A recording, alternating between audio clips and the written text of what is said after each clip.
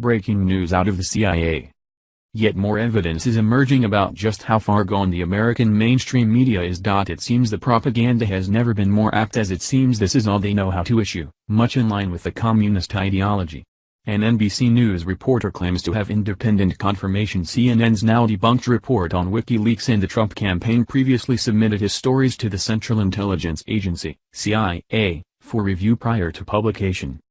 Documents obtained by The Intercept reveal NBC's Ken Dilanian, former Tribune Media national security reporter and currently of NBC's investigative news network, had also promised the CIA positive press coverage in the past.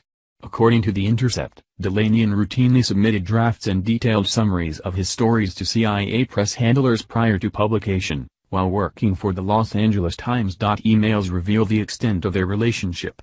One email to a CIA press officer shows Dilanian explaining how he would like to solicit the CIA's assistance in selling former President Barack Obama's controversial drone bombing policy to the American public. According to Dilanian's email, "I'm working on a story about congressional oversight of drone strikes that can present a good opportunity for you guys. Not only would such a story be reassuring to the public, I would think, but it would also be an opportunity to explore the misinformation about strikes that sometimes comes out of local media reports. It's one thing for you to say 3 killed instead of 15, and it's another for congressional aides from both parties to back you up. Part of what this story will do, if you can help bring it fruition, is quote congressional officials saying that great care is taken to avoid collateral damage and that the reports of widespread civilian casualties are simply wrong." Yet another email from Dilanian. There was an exchange with a CIA agent on a story about the intelligence agency's presence in Yemen.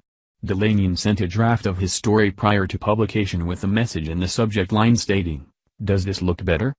In yet a third email, Dilanian was fishing for a means that would allow the CIA to flat out lie about a particular scenario, stating "And you wouldn't put out disinformation on this, would you? If it was true and you didn't want to confirm it, you'd say no comment?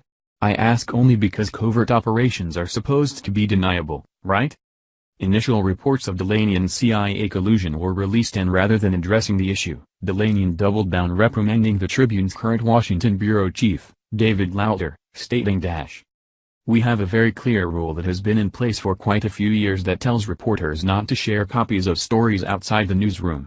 I am disappointed that the emails indicate that Ken may have violated that rule." This latest proof of collusion between the mainstream media and U.S. government intelligence agencies is likely to draw out intense scrutiny amid the ongoing claims of fake news that continue to grow louder as ratings continue to sink. They just do not seem to grasp why the American public holds them in such abject contempt.